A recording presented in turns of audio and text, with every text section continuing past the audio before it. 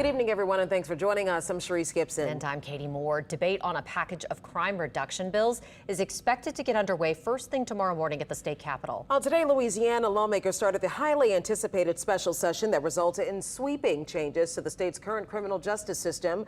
Some fear in doing so, lawmakers will roll back a package of hard-fought reform passed by the legislature in 2017.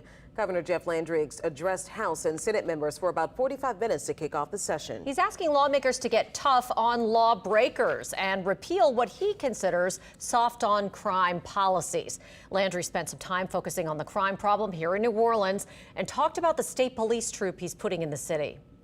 These ladies and gentlemen in blue are prepared, and we are proposing a NOLA troop in the city of New Orleans whose goal is to help protect the entire city and all of its citizens, not just the tourists and the business areas. Among the 24 tough on crime-related items on Landry's agenda for the special session are expanding methods to carry out death row executions, restricting parole eligibility, lowering the age at which young offenders can be prosecuted in adult court, and increasing penalties for certain crimes such as carjacking. Governor Landry's opening speech really took top billing today. Yeah, Alyssa Curtis puts what you need to know about today's session in focus.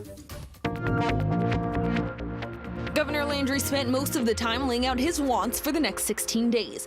But leading up to the session, advocacy groups have had their own pleas. So here are the top 3 takeaways from Monday's session. First, the governor laid out his priorities, a focus on victims and juvenile crime. Landry says the state's criminal justice system isn't working for victims. He says they're being left out of the crime conversation and not getting the justice they deserve. While these victims carry the burden of loss, they are also thrown into the unknowns of a criminal justice system that has forgotten them. Another area that Landry says isn't working, the juvenile system. He says juveniles charged with a violent crime should be sentenced to a minimum of 3 years. Takeaway number 2. Some advocacy groups say the governor's sweeping proposals go too far. Specifically, we're talking about his plan to roll back criminal justice reforms passed in 2017. Those reforms focus on nonviolent offenders, offering them early release and other opportunities.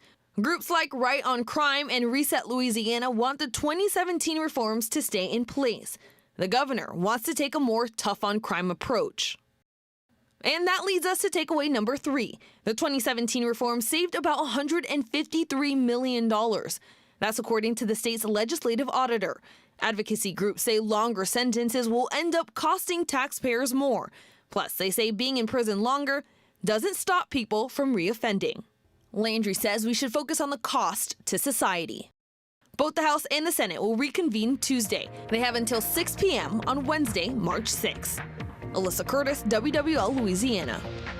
The House referred many of the bills on today's agenda to committees. The legislature will reconvene tomorrow.